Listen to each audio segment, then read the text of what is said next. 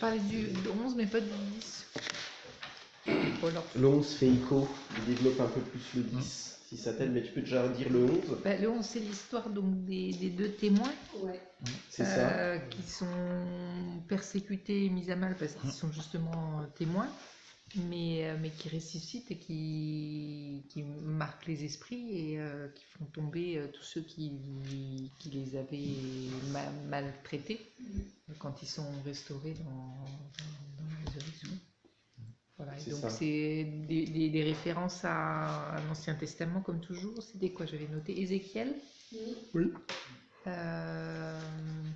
Et puis les deux témoins à des figures de l'Ancien Testament. Il y avait... Ça faisait référence à Moïse et Élie et Moïse. C'est ça, pour le feu qui tombe du ciel, les plaies.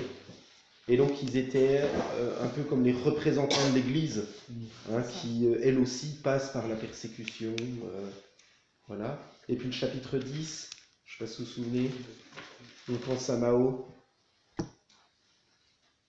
Moi, c'est le 11, je pense que, oui, comme déjà, il est mentionné dans Malachie 4. C'est ça. Et aussi, si par exemple on regarde dans Matthieu, je peux trouver la référence, ils ont posé à Jésus la question que Élie, tu devais venir. Et Jésus avait répondu que Élie est venu, mais Élie reviendra. Donc là, il faisait référence à Apocalypse 11. Élie est déjà venu, mais ils ne l'ont pas reconnu. Oui, ça, Élie en Matthieu. Il a dit ça, ça dépend des versions, mais ici il dit bien que Élie est venu et Élie reviendra. Et le chapitre 10, vous vous souvenez du coup? Le petit livre qu'il faut qu'il mange. Oui, en fait, c'est Jean qui doit ingérer la parole pour pouvoir devenir témoin. Vous vous souvenez, chapitre 10, donc Jean est témoin. Et ensuite, chapitre 11, en fait, c'est à l'image de Jean, l'Église devient témoin. Voilà. Chapitre 12. Chapitre 12. On va le lire en entier, comme ça on l'aura lu au moins une fois. Un lecteur, deux lecteurs, trois lecteurs. Allez, un qui va jusqu'au verset 6, un qui va jusqu'au verset 12, un qui va jusqu'au verset 18. Je vais commencer. Un grand signe parut dans le ciel. Une femme enveloppée du soleil, la lune sous ses pieds et une couronne de 12 étoiles sur sa tête. Elle était enceinte et elle criait, étant en travail et dans les douleurs de l'enfantement. Un autre signe parut encore dans le ciel. Et voici, c'était un grand dragon rouge, ayant 7 têtes et 10 cornes, et sur ses têtes 7 diadèmes. Sa queue entraînait le tiers des étoiles du ciel et les jetait sur la terre.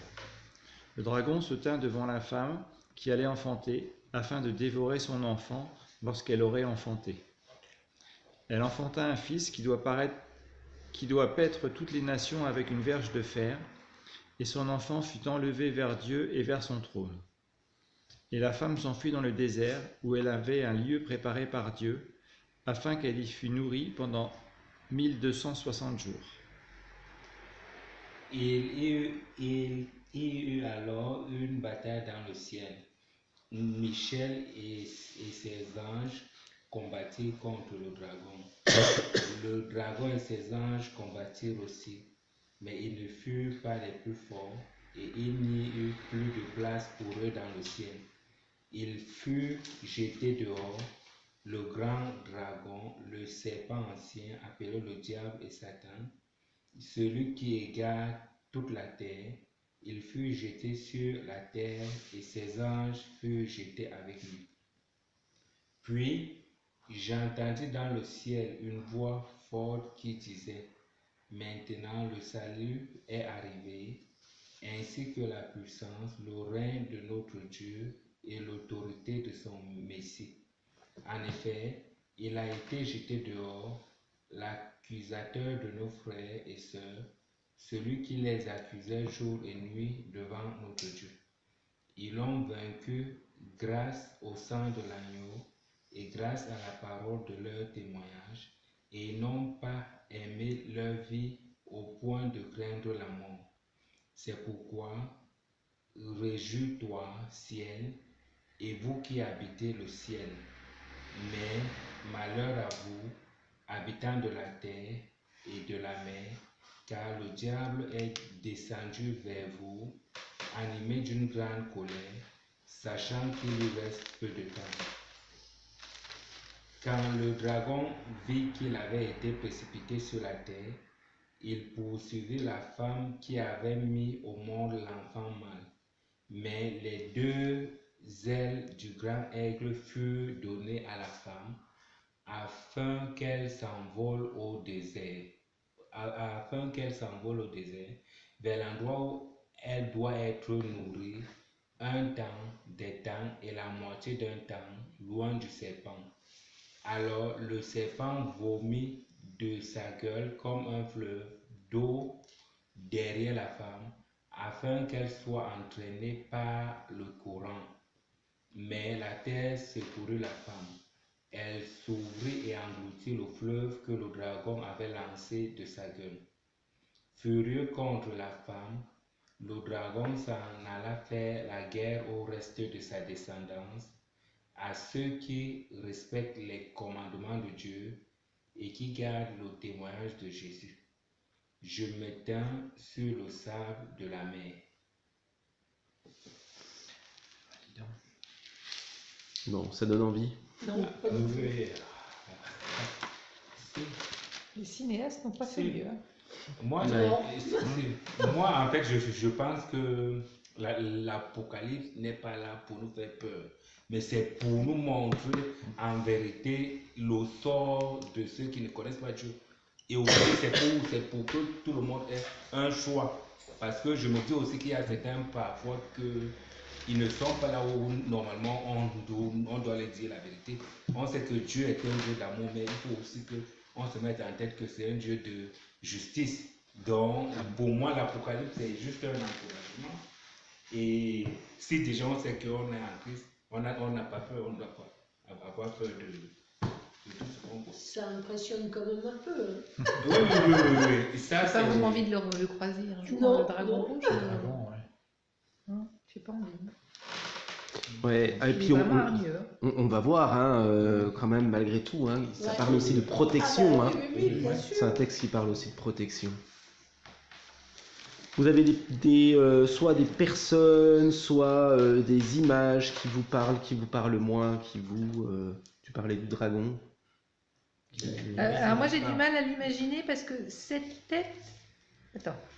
10 cornes. 10 cornes et 7 diadèmes sur les têtes. Donc j'ai un peu mal à voir ce que ça donne. Bah, c'est un drôle de calcul à faire. Non, je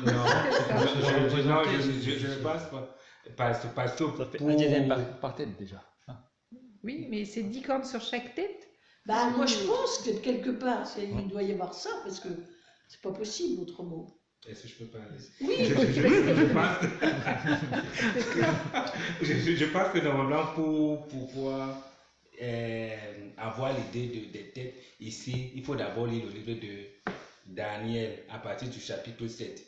Parce que ça, c'est un peu Daniel, l'Apocalypse, c'est la suite du livre de Daniel. Donc, si déjà le chapitre 7, 8, 9, 10 jusqu'à 12 n'est pas assimilé, c'est un peu... Donc là, c'est une réinterprétation voilà. de Daniel dans tous les cas. Voilà, donc ça c'est la suite. Parce que si on commence juste au verset 1, ici la femme, on sait d'habitude que dans la Bible, quand les gens on parle de la femme, on fait référence à l'église. Mais ici, la femme ici ne fait pas référence à l'église. Ça fait référence à Israël. Oui, il y a la référence à... On va voir.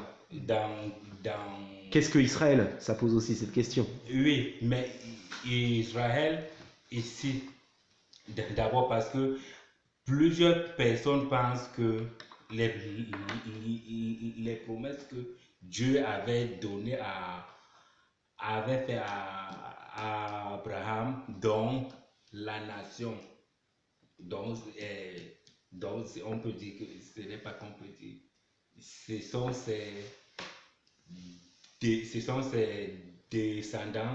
Du moment où Christ est venu, maintenant toutes ces promesses ont été transférées à l'Église. Mais ça, je ne pense pas que ça soit juste.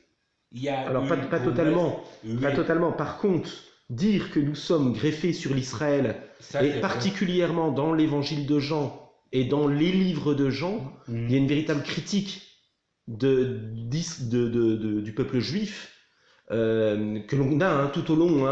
Il parle des autorités. Quand il parle des autorités, il fait vraiment une critique de la nation. Donc il y a une critique de l'identité d'Israël comme nation.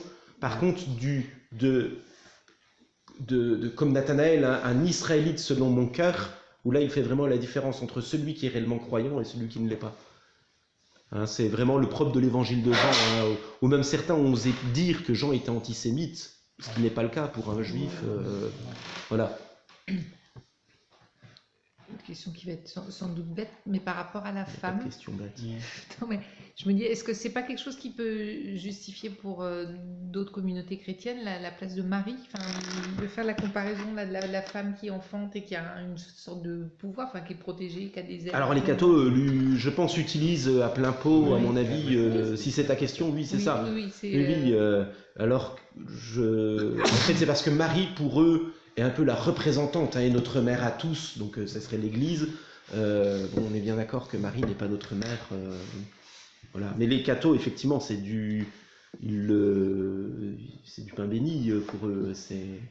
Ils peuvent l'exploiter. Enfin, en tout cas, ils surexploitent, je pense, des textes comme celui-ci. Tout à fait. Ceci dit, la femme représente Israël quand même. Israël, oui. Et c'est lui qui a donné. Bien plus. Bien plus. On va le voir, parce qu'elle parle de la descendance, du reste d'Israël. Et nous sommes ce reste. Quand on relit Romains 9, 10, 11, on va creuser toutes ces pistes.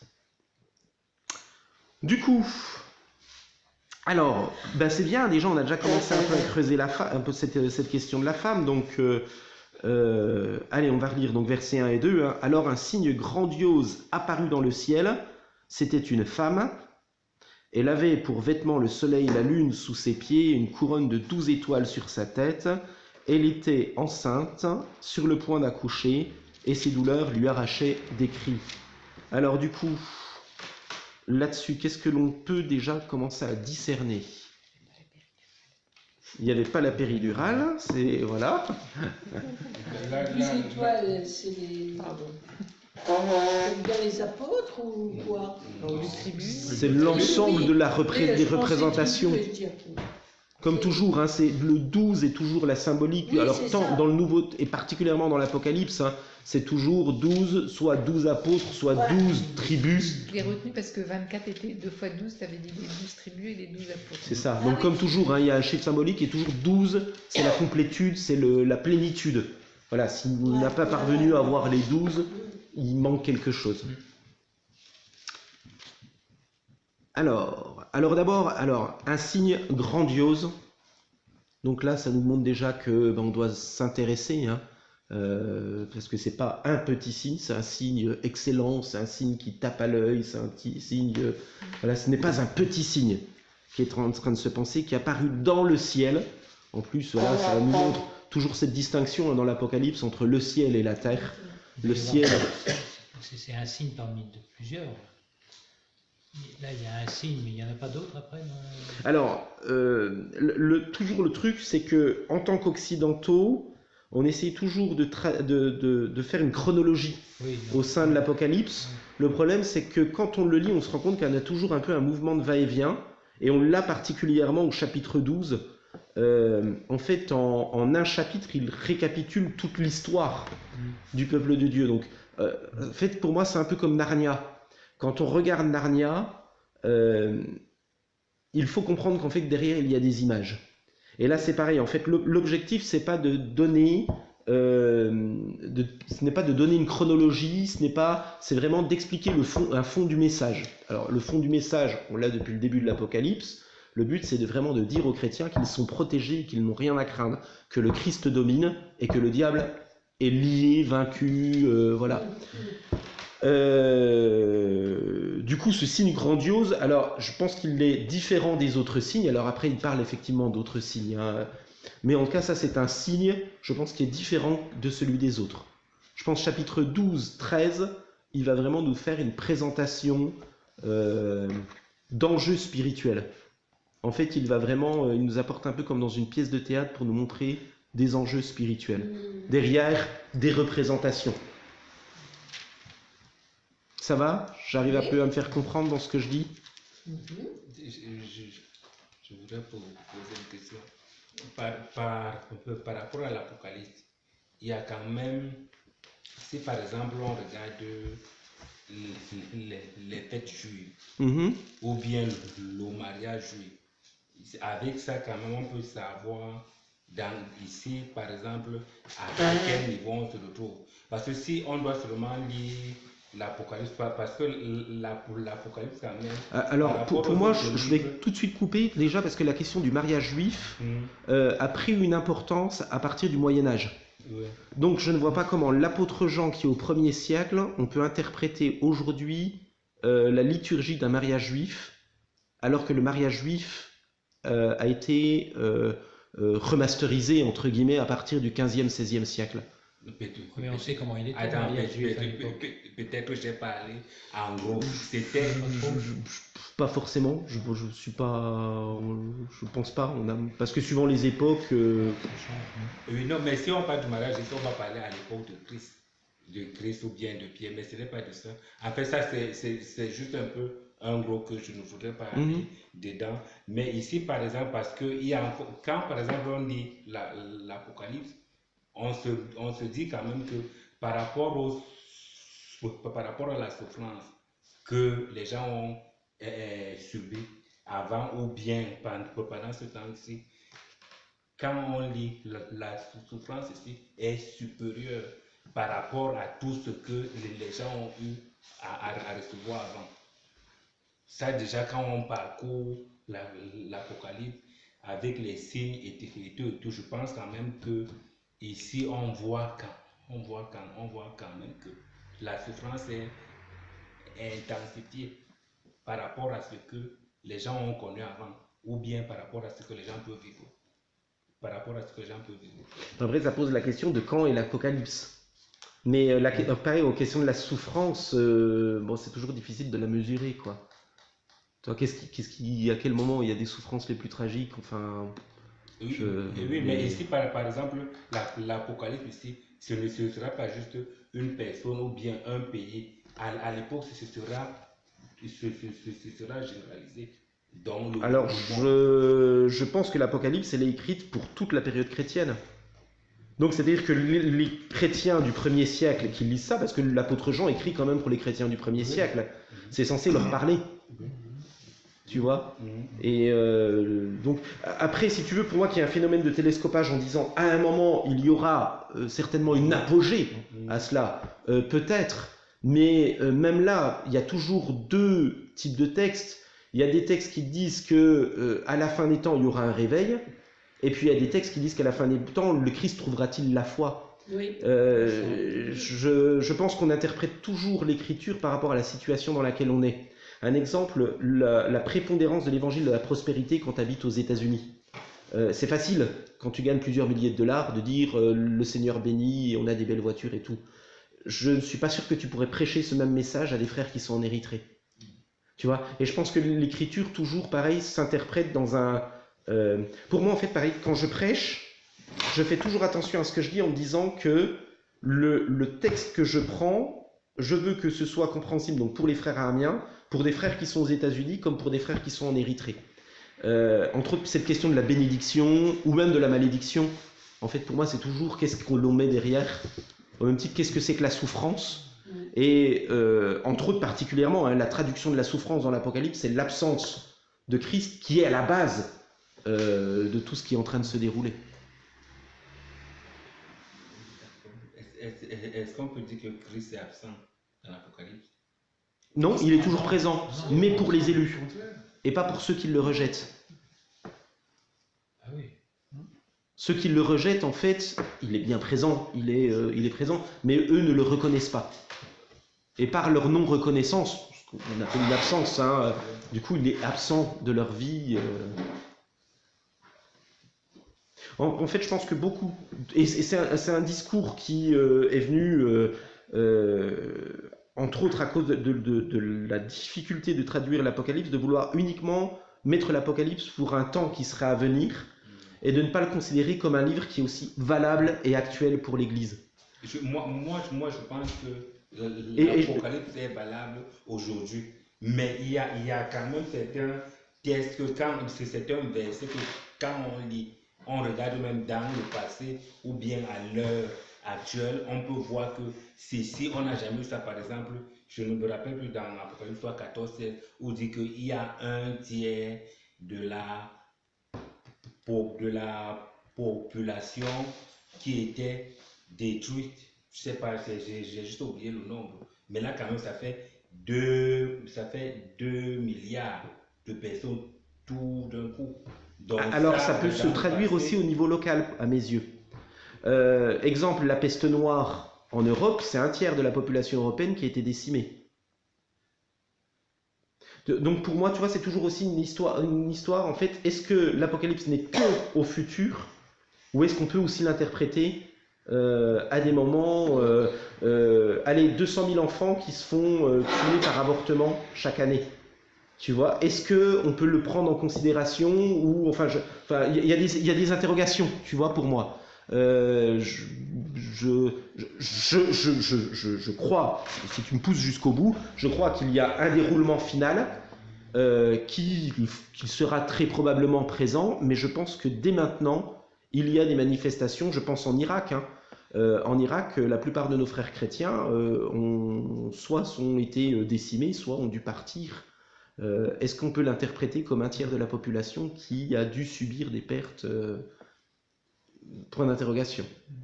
Il y a des tas de mystères quand même dans la Bible et on n'est pas obligé d'arriver à mais en fait, le gros problème pour moi, c'est de ne pas tomber dans du littéralisme. Ouais, voilà, le livre de l'Apocalypse, pour moi, n'est pas un livre littéral. Non, là, je suis tout à fait d'accord. Alors, c'est pour ça que je suis toujours ultra prudent. D'où le fait que je ne contredis pas qu'il y a sans doute quelque chose qui peut, et qui, à mon avis, arrivera à la fin. Mais je pense qu'on ne peut pas tomber dans un littéralisme trop grand. Du coup, alors un signe grandiose, voilà, apparu dans le ciel. Donc le ciel, donc là où règne là où règne Dieu, le milieu sans tache, pur, sans péché. C'était une femme. Et alors, du coup, on se pose la question, mais qui est cette femme? Donc, elle avait pour vêtements le soleil, la lune sous ses pieds et une couronne de 12 étoiles sur sa tête. Donc, qu'est-ce que vous y voyez derrière ça? C'est pas seulement une femme. Moi, je vois l'Église dans la femme. L'Église, Israël. Oui, Israël. Moi c'est par exemple, je vois quand par exemple dit que la femme est entourée du soleil, la lune et les étoiles. Je vais rentrer dans Genèse.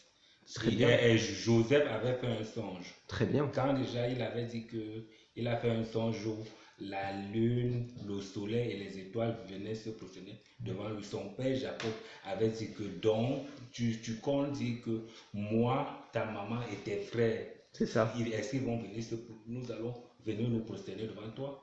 Et donc il parle bien de la représentation des patriarches. Et donc, si c'est les représentations des patriarches, c'est la représentation de l'Israël. Alors qu'est-ce qu'Israël du coup? Israël, c'est la nation d'Israël. Pour moi, il y a une différence. Alors, Romain est très clair. En Israël, tout le monde n'était pas Israël. Oui, mais uniquement celui qui était la démonstration. J'ai aimé Jacob et j'ai eu Ésaü. Oui, mais... Romain 9, Ésaü, c'est pas un patriarche. Oh, il n'est pas un patriarche, mais après il reprend encore ça en disant « et encore cela s'est reproduit oui. ». Et puis après il recite encore un autre exemple de successeurs d'Abraham qui, bien qu'étant de descendance d'Abraham, bien qu'étant de lignée juive, n'était pas réellement juif. Du coup, ça pose la question. Et même, par exemple, pour moi, je le lis toujours, après avec l'évangile de Jean, dans l'évangile de Jean, il fait une distinction, et même après dans l'Apocalypse, la synagogue de Satan et compagnie, il y va fort, l'apôtre Jean. Et du coup, je le lis même à la critique, Jean est ultra critique contre les responsables juifs de l'époque, et en même temps, il est capable de dire Nathanaël, un Israélite selon le cœur de Dieu. Et donc ce qui est assez intéressant, c'est que dans l'évangile de Jean, il fait la différence entre les Juifs, qui pour lui ne connaissent pas le Christ, ou qui ne s'y intéressent pas, et les Israélites, qui sont selon le cœur de Dieu. Et alors même aujourd'hui, en théologie juive, ils font la différence entre les Israélites, qui sont les descendants d'Abraham, d'Isaac, Jacob et tout ça, et les Hébreux, qui pour eux sont réellement les convertis, puisque Hébreu, ça veut dire celui qui a traversé. Celui qui est... Alors, je n'ai pas la même interprétation que les Israélites sur cette question, ou que les Hébreux sur cette question actuellement. Par contre, je reprends vraiment volontiers la théologie de Jean, et même de l'apôtre Paul, Romains 9, qui parle vraiment d'un reste. Et alors, on va le voir, qu'est-ce que c'est que la postérité d'Abraham? On se rend compte, c'est tous ceux qui, comme Abraham, ont décidé de placer leur foi en Dieu. Et clairement, j'ai eu l'occasion de faire de l'évangélisation avec Juifs pour Jésus, avec des Juifs, de parler 100% avec des Juifs. Clairement, il y en a qui... clairement, je crois qu'il y a une espérance pour Israël. Je renvoie à Romains 9 à 11. Pour moi, à un moment, Israël se convertira en tant que nation. Tout le monde ne suit pas cette théologie, mais moi, clairement, je crois vraiment que le jour où le Seigneur reviendra, que les Juifs le reconnaîtront et qu'ils pleureront sur lui comme un fils premier-né. Alors, juste un témoignage que j'ai eu l'occasion de voir, enfin, même plusieurs fois, j'ai eu l'occasion de le vivre. Je parle à des Juifs, je leur dis, Jésus est le Messie. Ah ouais. Et on leur donne des textes dans l'Écriture qui montrent clairement que Jésus est le Messie. Ils reconnaîtront celui qu'ils ont percé, ils pleureront sur lui comme un fils premier-né. Et vraiment, visuellement, les Juifs vous regardent, ils disent, ah oui, j'y avais jamais pensé. Et ils ne se convertissent pas. Mais un truc de fou. Et il y en a qui se convertissent. J'ai eu l'occasion de côtoyer beaucoup de Juifs qui étaient convertis. Et une puissance d'aveuglement, comme si à un moment, il viendra et ils le reconnaîtront, quoi. Voilà. Et du coup, pour moi, je fais partie de ce reste qui est greffé à Israël. Pour moi, ça parle aussi. Et donc, du coup, cette femme, pour moi, elle est vraiment la représentante de l'ensemble du peuple de Dieu, de l'Ancien Testament comme du Nouveau Testament, de l'ensemble des personnes. Et alors, du coup, on peut mettre des nuances, moi ça ne me dérange pas, mais voilà ce que je défends en tout cas dans cette étude. Elle était enceinte. Et de qui est-elle enceinte? De qui est enceinte ce peuple de Dieu là? Qui doit venir du peuple de Dieu? Ce peuple de Dieu doit apporter? Qui est le Père, ça veut dire. Alors le Père, j'ai envie de dire c'est le Père, de par le fait, je l'espère en tout cas. Ouais. L'enfant, Mais qui est cet enfant? C'est Christ. C'est ça. Et du coup, encore aujourd'hui, je crois que alors, dans l'Ancien Testament, pour moi, Israël est vraiment porteur de cette promesse. Une démonstration, c'est que, et encore aujourd'hui, alors je vais vous faire mon interprétation, on a le droit de ne pas être d'accord. Pourquoi le peuple juif a été persécuté dans l'Ancienne Alliance? Parce que pour moi, le diable, s'il avait réussi à anéantir le peuple d'Israël, il n'y aurait pas eu le Messie qui serait venu. C'est mon interprétation spirituelle. Pourquoi, encore aujourd'hui, je crois que beaucoup cherchent à en vouloir à Israël? Parce que pour moi, il y a une espérance pour le peuple d'Israël. Alors là, je fais de l'eschatologie, mais on a le droit de ne pas être d'accord, on a le droit de mettre des nuances. Mais pour moi, je suis convaincu que le diable pense que s'il arrive à exterminer Israël, du coup, il anéantit la promesse qui est faite, ils se tourneront vers lui, il pleurera sur lui comme un fils premier-né. Ce qui veut dire que pour moi, il y a une espérance pour Israël. Alors, on a le droit de ne pas être d'accord. Je sais qu'en théologie, aujourd'hui, il y en a qui sont très critiques sur la question d'Israël et tout ça. Ça ne veut pas dire que je donne un chèque en blanc à Israël. Je suis choqué de voir que des gamins de 18 ans ont un Uzi, donc le fusil là, aux frontières d'Israël, et qui maltraitent des pauvres femmes qui vont aller chercher du boulot en Israël, alors que c'est des pauvres femmes palestiniennes qui ont juste envie de nourrir leurs gamins et tout ça. Voilà, je ne donne pas un chèque en blanc à Israël. Je ne suis pas sioniste dans le sens premier du terme. Par contre, je crois qu'en un jour, et que je crois qu'il est important qu'il y ait une nation qui s'appelle Israël, et je crois qu'en un jour, cette nation se tournera vers le Messie, et qu'aujourd'hui, le Messie n'est pas son Dieu. Voilà, enfin, je pousse le truc. Hein. Par contre, je crois qu'il y a une espérance et qu'il y a des promesses spécifiques, je te maintiens, hein, je crois qu'il y a des promesses spécifiques pour ce peuple, mais qu'ils n'ont pas encore compris, que la promesse spéciale qui est faite, c'est vraiment qu'ils reconnaissent Jésus comme leur Messie. Et que toutes les autres promesses, avoir des biens et tout ça, ce n'est que la surface de l'iceberg, mais que le gros de la promesse, c'est la reconnaissance du Messie. Voilà, enfin, pardon, mais voilà. Donc elle était enceinte, et qu'est-ce qu'elle va donner? C'est le Messie qui est tellement important. En fait, toute l'histoire de ce peuple donc, que nous formons, c'est de pouvoir donner et transmettre le Messie. Voilà, donc pour moi, il y a vraiment une portée autour de ça. Et ces douleurs lui arrachaient les cris. Alors pourquoi? Parce que ce n'est pas évident d'avoir cette portée messianique. Pourquoi? Parce que derrière, pour moi, il y a un véritable enjeu spirituel. Le Messie est vraiment ce que nous devons porter, ce que nous devons... il nous faut souffrir pour pouvoir transmettre le Christ. Et il a fallu que le peuple d'Israël souffre pour pouvoir apporter le Christ. Alors... Enfin, je peux quand même faire une parenthèse, il n'y a pas qu'elle qui souffre en mettant un enfant au monde. Oui, oui, on est bien d'accord là-dessus. Hein. On va redescendre un peu sur Terre. Alors, déjà sur la question, hein, environnée du... Donc, elle a pour vêtement le soleil, hein, donc ça nous montre vraiment une personne très positive. Hein, elle est environnée de lumière et tout ça. Les douleurs de l'enfantement, ça vient de Michée, chapitre 4, versets 9 à 14. Vous lirez, c'est Michée qui parle du jugement qui doit fondre sur Jérusalem et qui va précéder la naissance du Messie. En fait, Israël va vivre plusieurs agressions et à plusieurs reprises, hein, un peu comme des spasmes d'une femme enceinte. Hein. Ça vient en 500, alors de mémoire, voilà, 701 avec la Syrie, 587. Ensuite, ça va revenir au IIIe siècle avec Alexandre le Grand. Enfin bon, voilà, toutes ces choses-là. Hein, qui annonce que le Messie va venir pour les délivrer. Ensuite, l'Empire romain. Hein.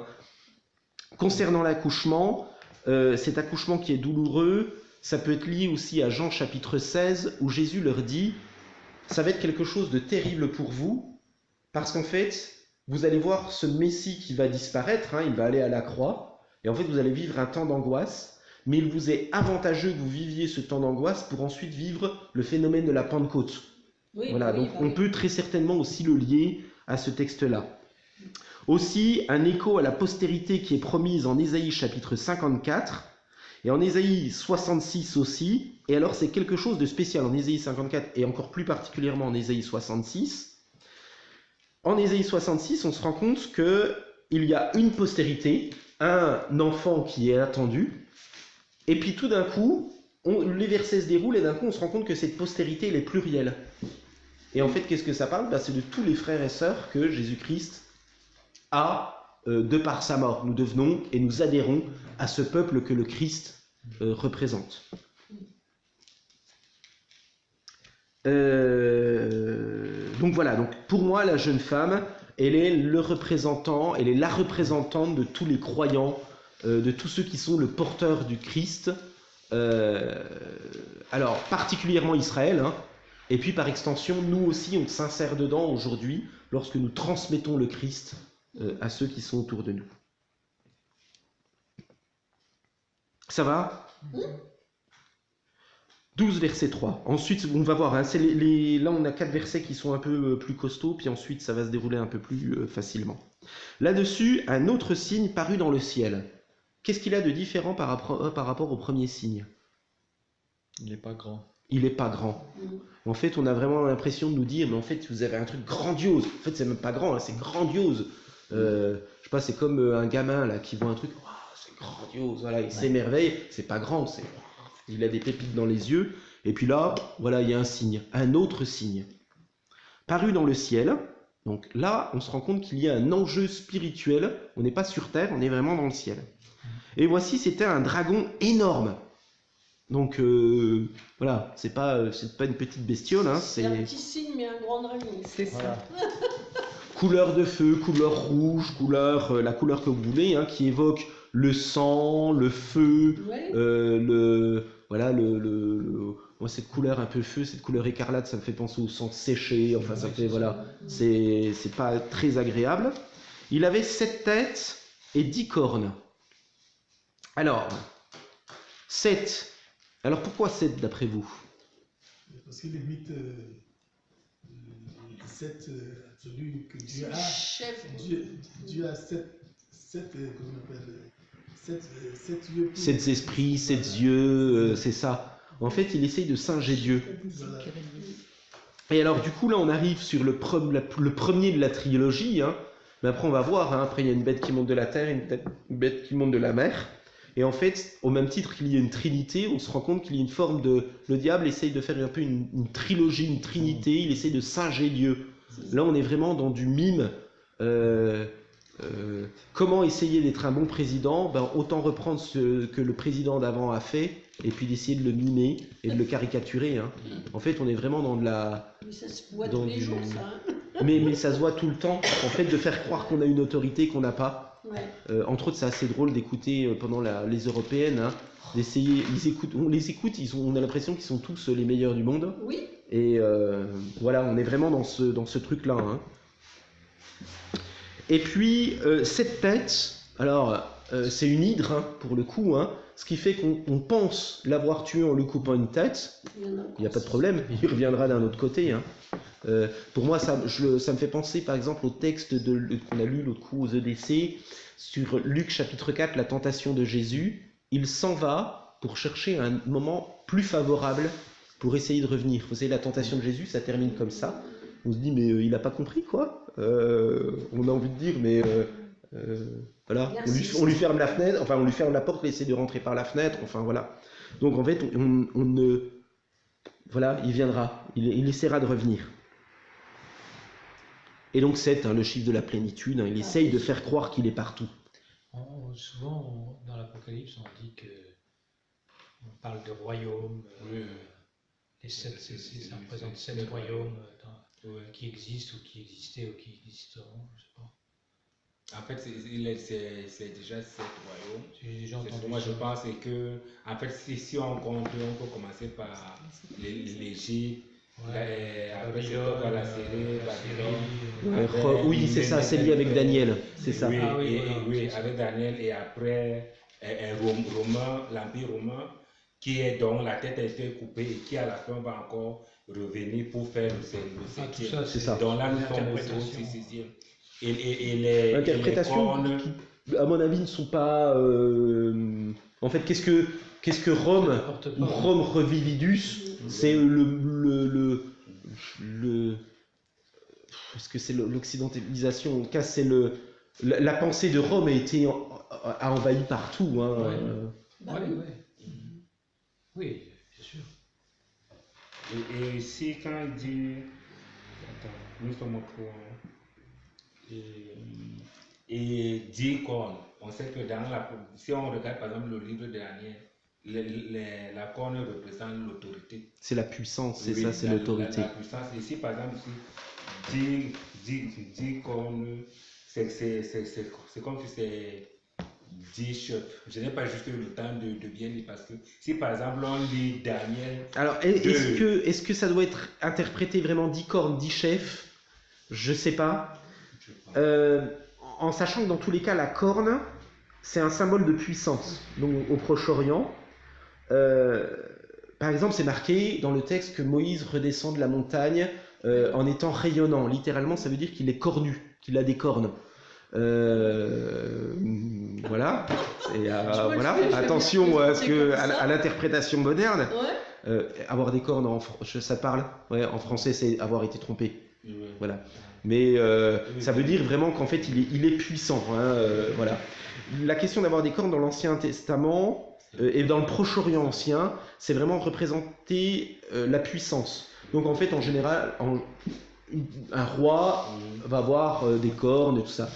Les buffles qu'il y avait sur les portes de Babylone étaient avec 3 cornes.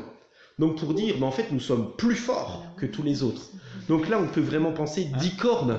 Il est vraiment le représentant, dans tous les cas, ce dragon, des autorités. des autorités en tout cas terrestres. Alors est-ce qu'il y en a 10? Je ne sais pas si on peut faire ce littéralisme, mais en tout cas il est vraiment représentant 10, c'est une marque de plénitude, c'est une marque de quelque chose qui remplit d'abondance, 10. Alors en tout cas ça serait pour moi une abondance de puissance, une abondance d'autorité. Alors est-ce que ça serait 10 personnes?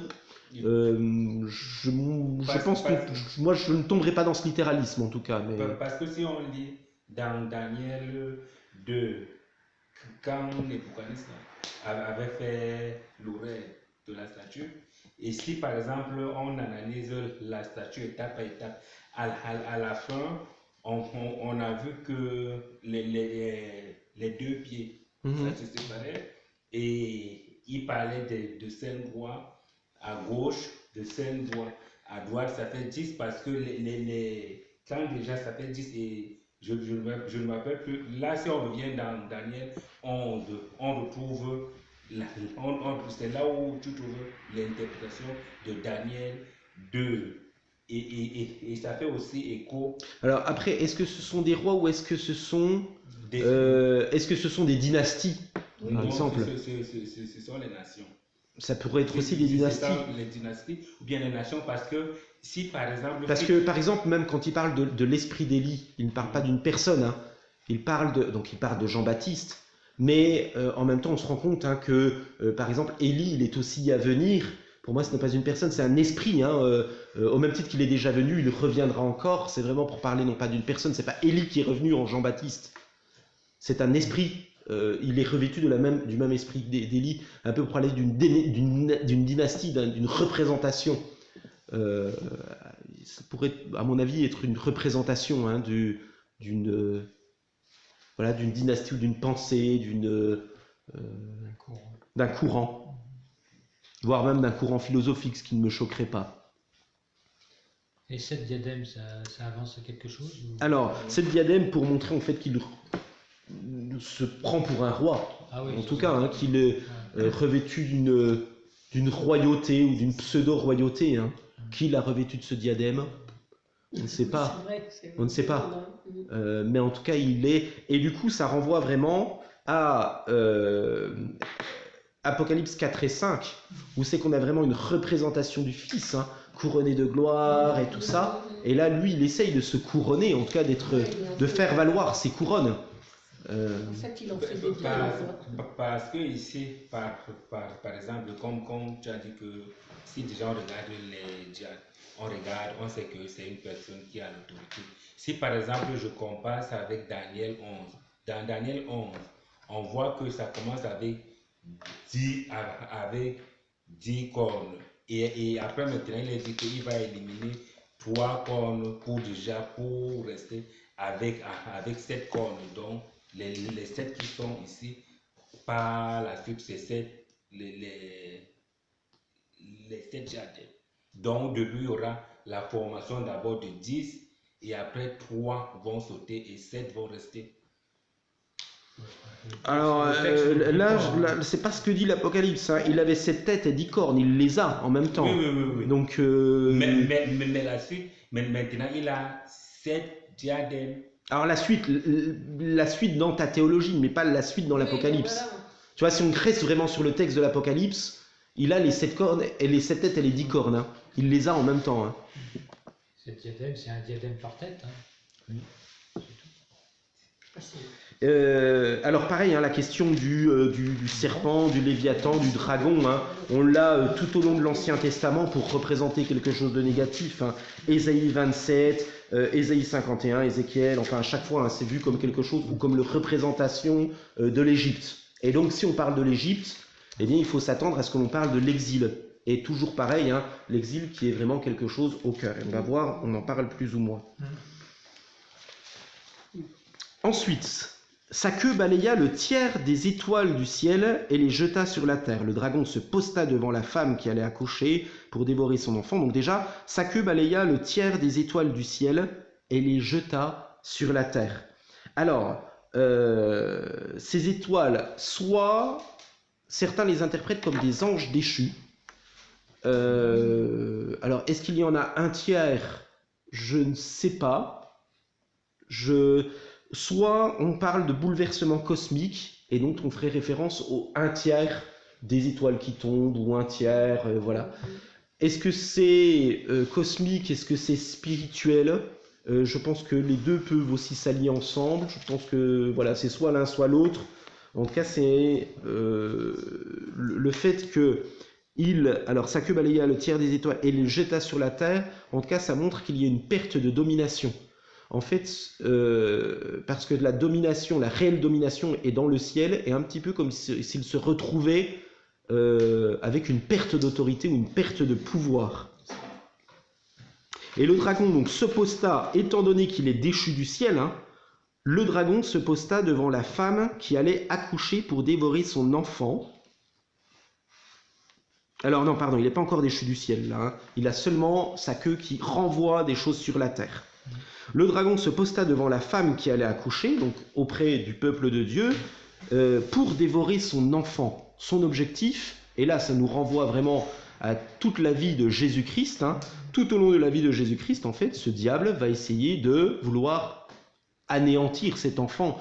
Et vous avez Jésus hein, qui va dire, je voyais à partir de ce moment-là, donc où il annonce ce qui va se passer par la croix, hein, Jésus qui tient à plusieurs reprises face à Satan, et au moment de la croix, je voyais Satan descendre du ciel, et en fait, il n'a plus l'autorité qu'il avait auparavant.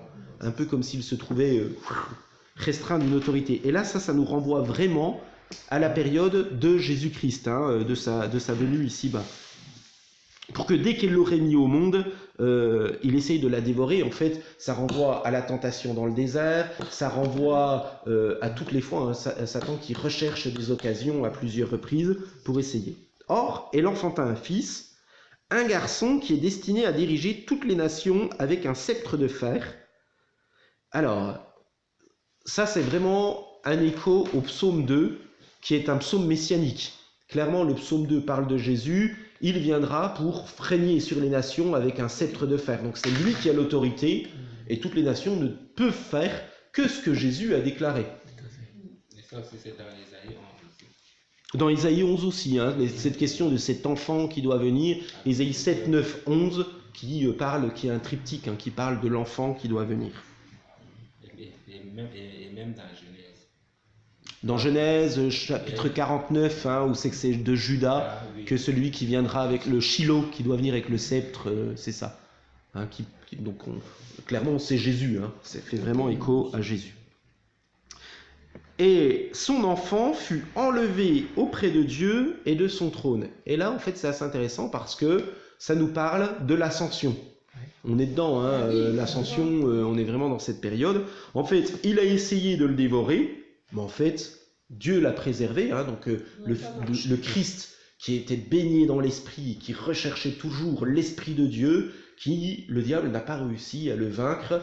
Et du coup, le Christ meurt, il ressuscite et il monte au ciel, il siège à la droite de Dieu. Donc on est 40 jours après la mort du Christ. Hein, là, ça renvoie vraiment à la session du Christ sur le trône. Cet épisode me fait penser à Hérode, qui les enfants tout à fait. voulait tuer tous les enfants pour tuer Jésus. Tout à fait. On est à 200% dedans. Hein. Ouais. Hérode qui essaye de dévorer les enfants. Hein. Il ne les dévore pas, hein, mais il essaye d'anéantir. Et du coup, on se rend compte que vraiment le diable, de la naissance de Jésus jusqu'à sa mort, n'a jamais cessé de le pilonner. Mais heureusement, il est enlevé, donc il ressuscite et il va siéger à la droite de Dieu. Donc là, on a vraiment un déroulé de toute l'histoire d'Israël. Déjà Israël, cette femme qui représente vraiment Israël. De elle va sortir cet enfant, et puis cet enfant qui est enlevé auprès du Père. Et puis il est très en colère contre Israël. Ce qui fait qu'il pousse les nations même à aller toujours contre Israël. Alors du coup, alors pas que vers Israël, du coup. Alors là, on peut penser que tous ceux qui adhèrent à la foi en cet enfant sont greffés à la femme, après, à partir d'un moment. Et du coup, cette femme, qu'est-ce qu'elle fait? Elle s'enfuit où? Dans le désert. L'exil. On est vraiment toujours pareil dans une répétition de l'histoire. Elle s'enfuit au désert où Dieu lui avait préparé un refuge pour qu'elle y soit nourrie pendant 1260 jours. 4 ans et demi. 3 ans et demi. 3 ans et demi, pardon. 3 ans et demi. 42 mois, voilà. 42 mois, 1260 jours, 3 ans et demi, 2 temps, 1 temps et la moitié d'un temps, on est toujours pareil. Et puis, qu'est-ce qu'elle a au désert? Donc elle est nourrie. Ça vous rappelle quelqu'un qui a été nourri au désert? Ben oui, la manne. La manne. Et en fait, qu'est-ce que c'est en train de dire? C'est que cette femme, elle est partie en exil. Qu'est-ce que c'est que l'exil pour moi? En fait, qu'est-ce que c'est que ces 1260 jours? Vous vous souvenez de l'interprétation que je vous avais donnée?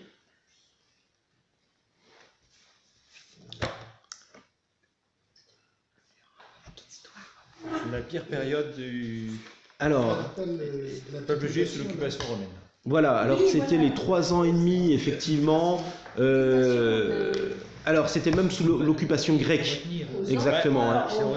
3 ans et demi, c'est Antiochus Épiphane hein, qui va vouloir maltraiter le peuple d'Israël et qui miraculeusement va être délivré. Donc c'est là l'origine du truc. Et du coup, pour nous, ça révèle toute cette période pendant laquelle on vit les assauts du diable, mais on vit avec une protection. Donc pour moi, ces 1260 jours ou ces 3 ans et demi sont vraiment pour moi ces périodes de la tribulation, donc ces périodes pour moi dans laquelle nous sommes.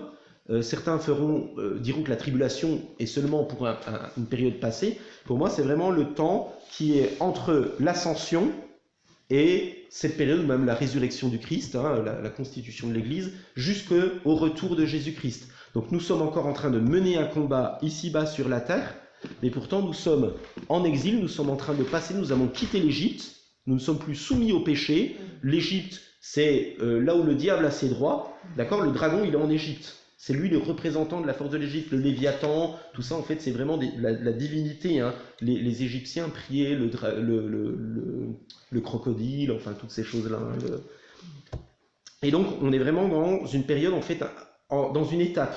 On n'est pas totalement délivré, on n'est pas dans le pays promis, mais on n'est plus en Égypte. Et pour moi on est vraiment comme cette femme qui trouve un refuge, on est dans une protection un peu comme si on était mis sous cloche, mais on n'a pas encore non plus la panacée.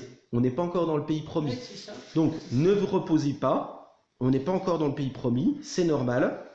Et alors, du coup, qu'est-ce qui se passe? Mais par contre, on est nourri. On reçoit de la manne. Cette manne, qu'est-ce que c'est que la manne? Qu'est-ce qui nous nourrit? La parole de Dieu, l'Esprit de Dieu, hein, qui, en tout temps, hein, pour moi, cette manne, c'est tout ça. Hein, c'est cette relation profonde que nous avons avec Dieu. Et c'est ça qui nous protège. Et par contre, du coup, en fait, on a cette obligation. On est dans le désert, mais on est obligé hein, de manger, on est obligé de se nourrir, obligé de prendre la parole, obligé de prier, obligé. On a faim. Oui. Alors une bataille s'engagea dans le ciel. Et là, on est dans une période un peu spéciale. Michel, et donc, ou Michael, hein, oui, c'est ça. Bon, c'est le voilà, qui est un archange. Hein, archange, donc un chef des anges, littéralement. Arché, en grec, c'est le chef. Archange, c'est le chef des anges, donc voilà, on n'a pas affaire à un moindre des anges. Hein. Et ces anges combattirent contre le dragon. Mais le dragon ne remporta pas la victoire et ne put maintenir leur position au ciel. En fait, qu'est-ce que c'est? C'est très certainement pendant toute cette période des 3 jours où le Christ est mis au tombeau, on se rend compte qu'il y a vraiment une lutte. Hein. Oui. En tout cas, pour moi, je pense que ça renvoie vraiment à ça. Il y a vraiment une lutte hein, entre le diable qui commence à ricaner et qui pense qu'il a gagné, et puis on est dans cette attente, et au bout de 3 jours, le Christ ressuscite, et clairement, hein, ça renvoie donc à cette parole du Christ. Hein, je voyais Satan tomber du ciel, et donc il n'a plus cet accès, cette liberté, cette autorité dans les lieux célestes. Alors clairement, hein, pour la question de la délivrance, pour moi, quand vous avez des amis, des personnes qui viennent pour prier pour vous, mais on n'a rien à craindre, quoi. En fait, c'est ça que ça veut dire.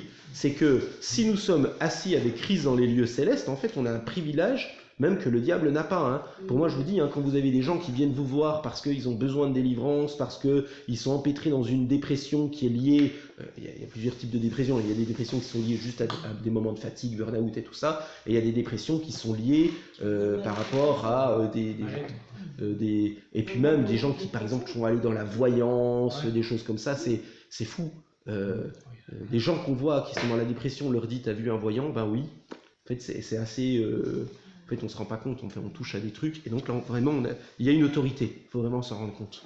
Oui, ici, par exemple, le chapitre 7, pas le chapitre 7, le verset 7, si par exemple, je lis dans Daniel 12, 1, je pense que ça fait référence à ça parce que il dit ici dans 12, 1 qu'à cette époque-là, se dressait Michel, le grand chef, celui qui veille sur les enfants de son peuple. Ce sera une période de détresse telle qu'il y en aura eu de pareil depuis qu'une nation existe jusqu'à cette époque-là. À ce moment-là. Oui, je suis d'accord. Et pour moi, c'est vrai que ça révèle du coup ce phénomène de télescopage. Ces temps de détresse, il était présent au moment où le Christ est mort et qu'il est ressuscité, mais c'est aussi un moment où les deux témoins viennent à la mort, donc ça nous parle de ce qui arrivera à la fin. Pour moi, les deux témoins sont les représentants de l'Église, où le diable pensera à un moment clairement avoir vaincu l'Église et l'avoir dominée. Mais encore là, du coup, effectivement, il y a un leurre, de la même façon que le Fils meurt et qu'il revient à la vie, de la même façon les deux témoins qui sont les représentants de l'Église meurent eux aussi et ils ressuscitent après 3 jours. Ce que le Fils a vécu, les disciples le vivent eux aussi. En fait, pour moi, il y a toujours ce phénomène de répétition et de télescopage dans l'Écriture. Mais par rapport aux deux témoins qui sont dans l'Apocalypse, je pense que en dehors de ça, ils ont une mission qui est celle de l'Église, celle d'être témoin du Christ ressuscité. Voilà, et aussi, je pense que parce que si déjà, quand les gens vont avancer dans l'Apocalypse, ce sont eux qui vont bien équiper les 144 000 évangélistes. Je pense que c'est durant cette période-là qu'il y aura un grand... Mais les deux sont les 144 000, on l'a vu la dernière fois. Les deux témoins sont les 144 000, on l'a vu la dernière fois, on l'a démontré. C'est toujours cette même période, les 1260 jours, 3 ans et demi, tout ça. Jean ne fait que reprendre plusieurs images pour parler d'une même réalité. De l'Église qui est protégée. Oui, mais les 1260 jours, bien les 42 mois, ça c'est juste la moitié de 7 ans que Daniel parle. C'est juste la moitié de 7 ans. Donc là, on sait que cette période, c'est 7 ans. Mais qui sera divisé en Mais encore pareil, toujours pas, on l'avait vu, il ne faut pas tomber dans le littéralisme. Les chiffres sont des symboles. Ils ne sont pas des dates. Toujours pareil, pour moi, ça fait toujours partie, alors je vais être cash sur le mot, des hérésies qui sont arrivées au 19e siècle, où au 19e siècle, les milieux protestants, ce qui ne s'était jamais fait auparavant, et donc sous l'impulsion de Darby, et après tu as tous les autres qui ont repris à la suite, qui ont voulu tomber dans un littéralisme. Mais c'est vraiment un truc qui n'est arrivé qu'au 19e siècle. Il faut vraiment se rendre compte, tout ce que tu dis là, c'est simplement des choses qui n'ont pas plus de 200 ans d'histoire dans l'Église. Et pour moi, on ne peut pas prendre un texte et l'interpréter sur une théologie qui n'a que 2 siècles. Pour moi, il faut que le texte, pour pouvoir être compris, il faut que mes frères du 1er siècle, mes frères du 10e siècle, mes frères du 15e siècle et mes frères dans 40 siècles puissent toujours interpréter le texte de l'Écriture. Et le texte, pour moi, doit être compris au même titre qu'il était compris par les frères et sœurs que nous avions à l'époque de l'apôtre Jean. De la même façon, pour moi, il faut qu'il soit compris de la même façon aujourd'hui. J'ai une question.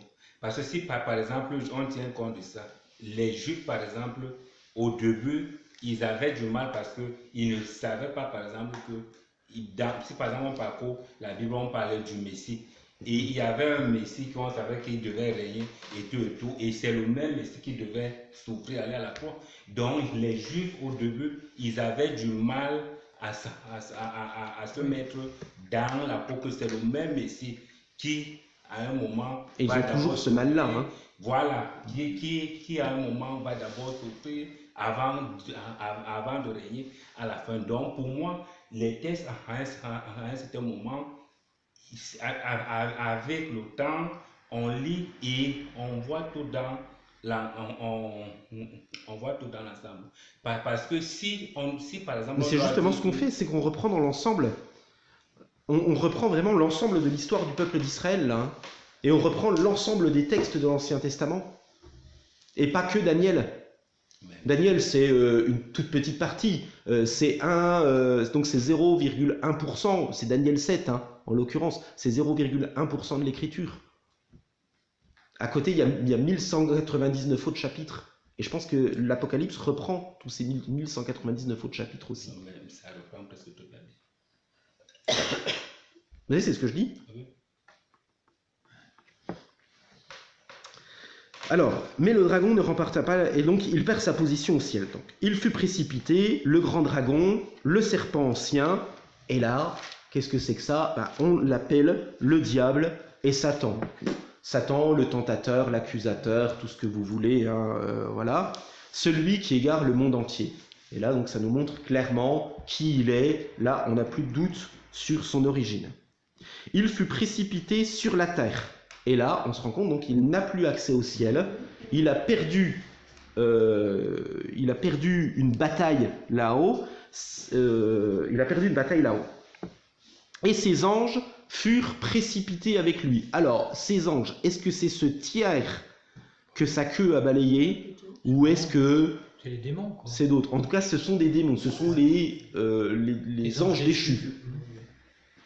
Voilà. Je regarde où j'en suis. Hein.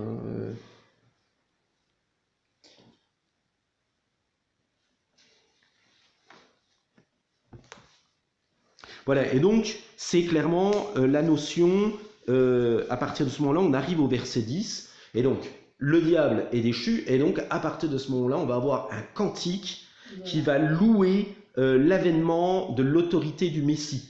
Puisqu'il est ressuscité, il a une autorité que jamais il n'y a eu auparavant. Puis j'entendis au ciel une voix puissante qui disait, et donc là on se rend compte, on ne parle pas de puissance hein, quand on parle du dragon, mais là il y a une voix puissante, donc on se dit il y a quelque chose de beau, quelque chose de grand. Maintenant le temps du salut est arrivé. Salut en hébreu c'est Yeshua, hein, c'est aussi le nom de Jésus hein, en l'occurrence. Hein. Le temps du salut est arrivé. Maintenant, notre Dieu a manifesté sa puissance et instauré son règne.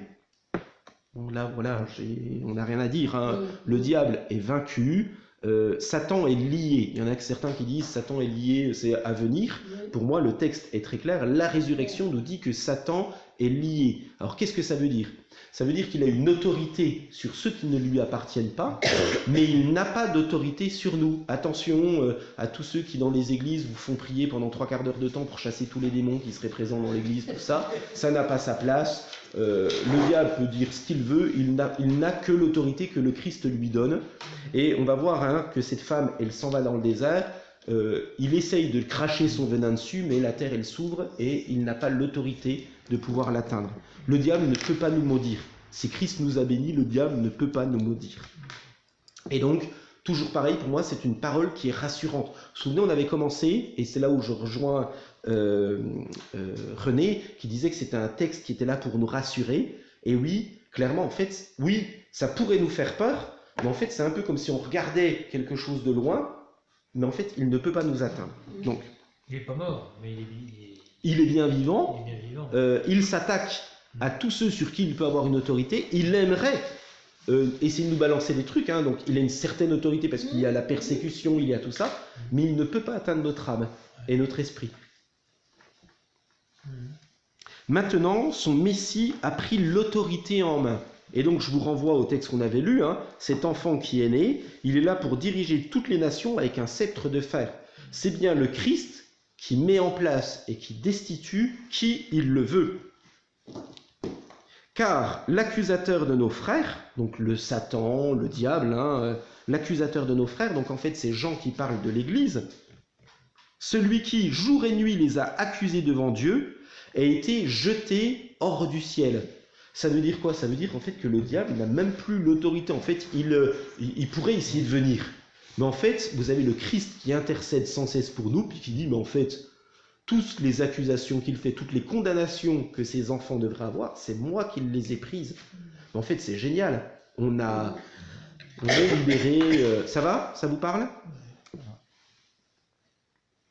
Mais eux, donc l'Église, ils l'ont vaincu grâce au sang de l'agneau. Donc en fait, ils ont placé leur espérance dans cet agneau qui est venu au monde, qui a souffert, qui a été immolé, qui siège à la droite du Père, et grâce au témoignage ou à la parole du témoignage qu'ils ont rendu pour lui.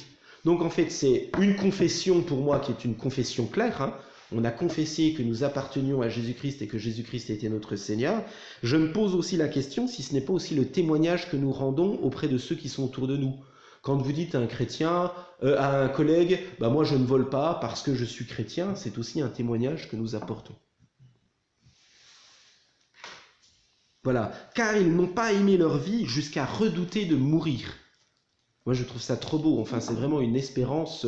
Voilà, si nous appartenons vraiment à Jésus-Christ, alors il y a eu des personnes qu'on a appelées les lapsies, hein, dans l'histoire de l'Église, donc des gens qui à un moment, quand vous avez le soldat qui vous fout le couteau sur la gorge, moi je ne peux pas me permettre de juger une personne qui va dire oh ben non je ne crois plus en Jésus, j'espère que le jour où ça m'arrivera, si ça doit m'arriver, de glorifier Dieu jusqu'au bout et d'être prêt.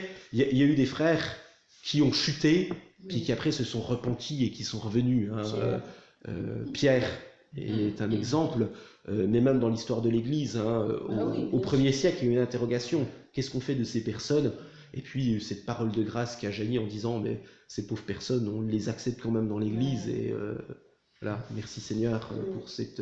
Mais voilà, que nous puissions... Mais du coup, eux, ils n'ont pas aimé leur vie jusqu'à redouter de mourir. Et je crois que lorsque nous appartenons à Jésus, à un moment, enfin, voilà, on est prêt. Enfin, c'est tellement beau, on le contemple en fait, hein, dans cette...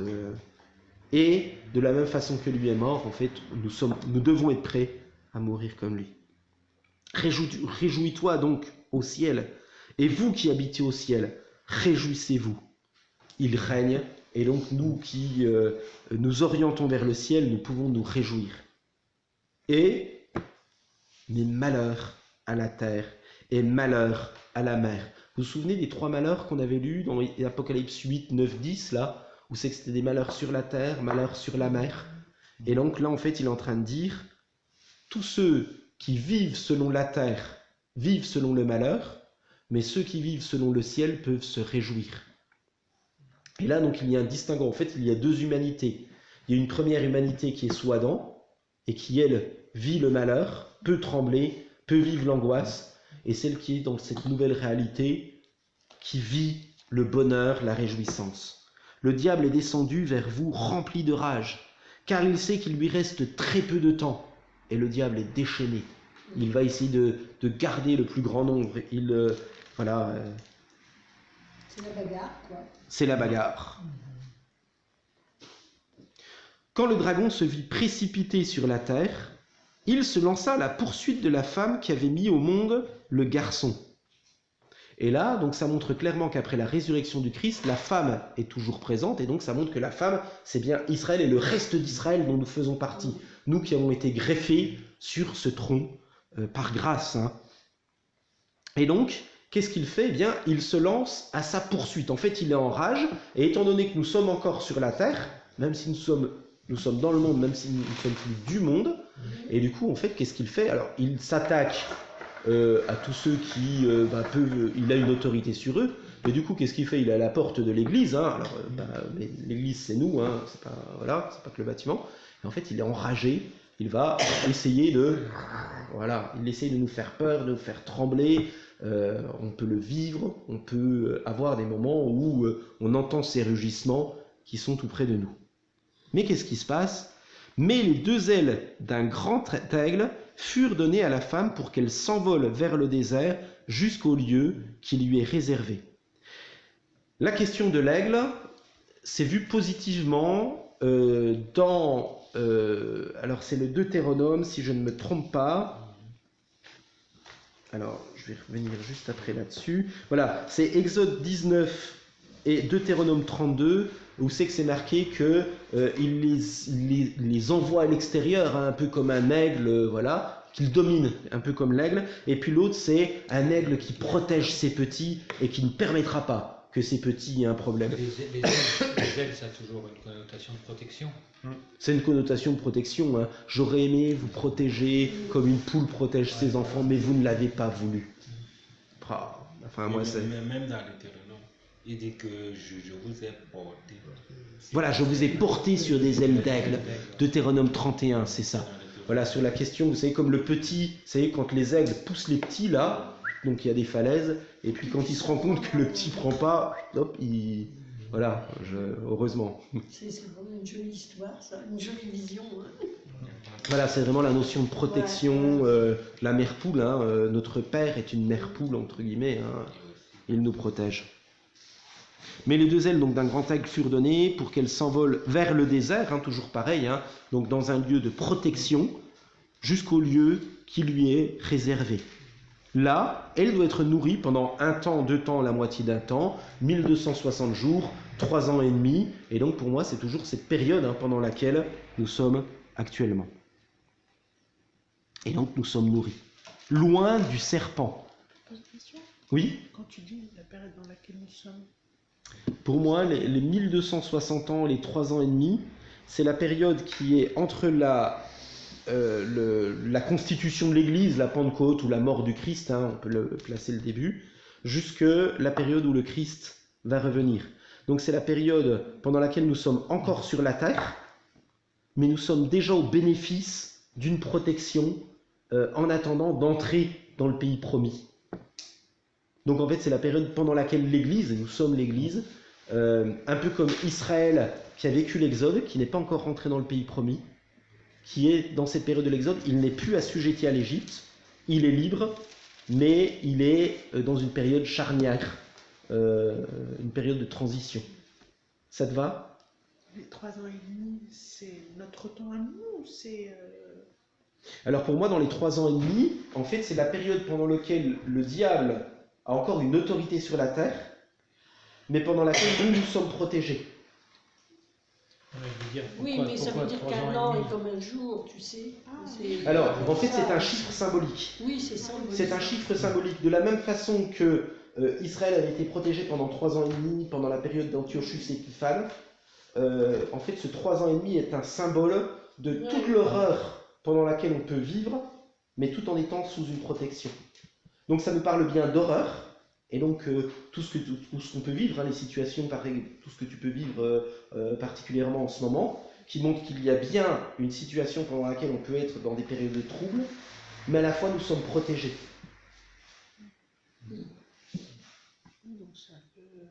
Donc c'est toujours des chiffres symboliques. Oui, c'est surtout oui, c'est des chiffres symboliques, et en même temps c'est comment dire, des interprétations qui peuvent être très diverses. Oui. Alors il y a plein d'interprétations sur la question de l'Apocalypse. Parce que moi j'ai entendu par exemple un évangéliste qui disait que par exemple il parle de l'enlèvement de l'Église qui se passerait juste avant la tribulation, enfin vraiment une période très douloureuse qui va durer 7 ans. Non. 3 ans et demi ou 7 ans suivant. Voilà, c'est ça. C'est 7 ans. Un jour, c'est l'équivalent de 7 ans. Voilà. C'est pour ça que je me disais, les 3 ans et demi, c'est vraiment notre temps. La question de la tribulation, en fait, on pourra un jour, si vous voulez, je vous ferai un graphique en fait sur les différentes périodes d'eschatologie. Cette notion de tribulation qui viendrait après l'enlèvement du Christ, c'est une vision moderne de l'Église. C'est John Nelson Darby qui est l'initiateur, donc ça fait 2 siècles. Pour moi, la question de la tribulation, c'est toute la période que l'on vit, pendant laquelle l'Église vit les persécutions. Et pour moi, nous sommes dans ces périodes de persécution. Pourquoi ? Aujourd'hui, on est dans un endroit où franchement, on n'a pas de persécution en France. En Chine, vous avez vu, là, en 2020, ils vont commencer à voir les notations qui vont être faites par rapport aux vidéos. Et donc, clairement, ça veut dire qu'un chrétien qui va aller tous les dimanches au temple, ça sera considéré comme un mauvais chinois, et il aura une mauvaise notation. Voilà.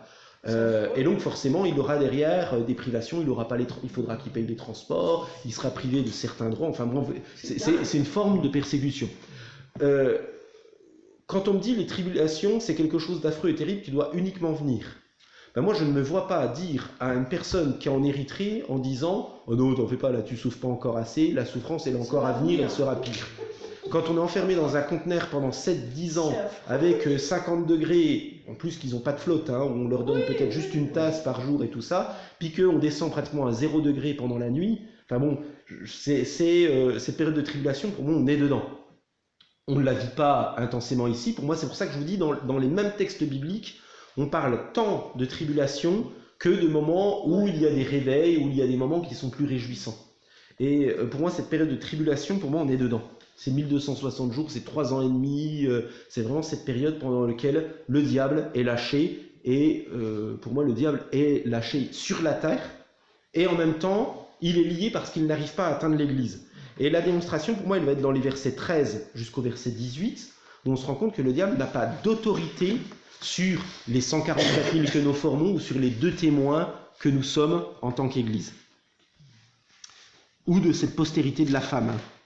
Là, elle doit être nourrie voilà, pendant un temps et la moitié d'un temps, voilà, loin du serpent. Donc, le serpent est bien là, mais le serpent vomit de sa gueule. Pourquoi? Parce que le serpent, il ne peut pas l'atteindre. Il vomit de sa gueule derrière la femme de l'eau abondante comme un fleuve. La question de l'eau, en fait, c'est toujours vu comme une malédiction. La puissance des eaux, tout ça, dans la Bible, est toujours vu comme une question de malédiction. Et donc, il essaye de la maudire, pour qu'elle soit emportée dans ses flots. En fait, le diable essaye de nous envoyer une malédiction. Il essaye de nous apporter quelque chose, mais il n'en a pas l'autorité. Pourquoi? Mais la terre vint au secours de la femme, elle ouvrit sa bouche et absorba le fleuve que le dragon avait vomi de sa gueule. Qu'est-ce que ça veut dire? Ça veut dire qu'à un moment, Dieu donne une protection pour que la malédiction que le diable essaye d'apporter sur nous, ou même, alors qu'est-ce que c'est que la malédiction du diable? Ça peut être des collègues qui essayent de vous faire des embûches, ça peut être toutes ces choses-là. En fait, toutes les personnes qui essaient de vous maudire n'ont pas l'autorité pour pouvoir le faire, parce que le Christ vous a donné la bénédiction et qu'en fait nous sommes protégés. Ça ne veut pas dire qu'on n'aura pas de problème, ça ne veut pas dire qu'on n'aura pas de persécution, ça ne veut pas dire qu'on ne peut pas perdre son travail, mais notre âme et notre esprit, eux, peuvent rester totalement intacts. Ça va? Alors, furieux contre la femme, le dragon s'en alla faire la guerre au reste de ses enfants, c'est-à-dire ceux qui obéissent au commandement de Dieu et qui s'attachent au témoignage rendu par Jésus-Christ. Donc on se rend compte qu'il essaye de, puisqu'il n'a pas pu atteindre celle qui a mis au monde, il essaye d'attaquer les frères de Jésus-Christ, dont nous sommes toujours présents. Et il se posta sur le rivage sablonneux de la mer.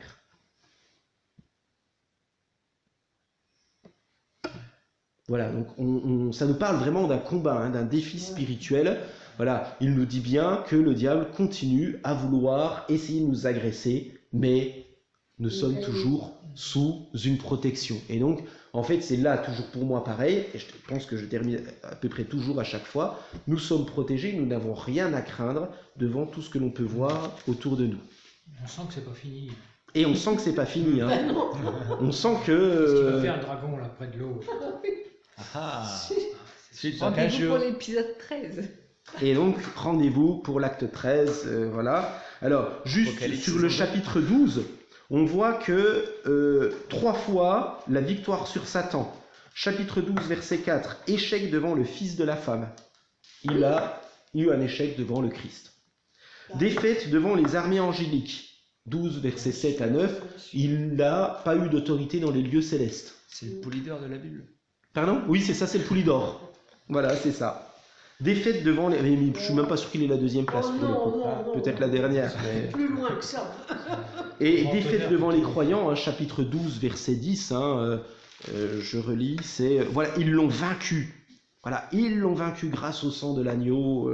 Voilà. Et puis, j'avais ceci que je vais reprendre. Voilà, et donc, la protection spirituelle de Dieu, qu'on voit dans les versets 13 à 18, est garantie par la victoire du Messie, versets 7 à 12. Et puis, ce Messie était victorieux parce qu'il était protégé par Dieu, versets 1 à 6. Donc, parce que le Messie était protégé, il apporte la victoire et il apporte une protection sur l'ensemble de ses enfants. Heureusement. Et donc effectivement, la question de la femme là, qui est protégée, c'est vraiment l'Israël de Dieu qui est vraiment protégé, et les enfants, sa descendance, c'est tous ceux qui ont adhéré au Messie, qui eux continuent à livrer un combat, mais qui sont quand même dans une protection. Ça va? On s'en remettra. Jusqu'ici, tout va bien. Ça va aller. Moi, ce que je vous encourage à refaire, c'est vraiment de reprendre ces textes. Hein. Par exemple, demain matin à 10h, chez vous. Non, je rigole, à 10h. Demain il y a matin. d'autres Alors choses. attends, on va faire ça demain matin. C'est bon, demain matin, 10h. Tu viens voir le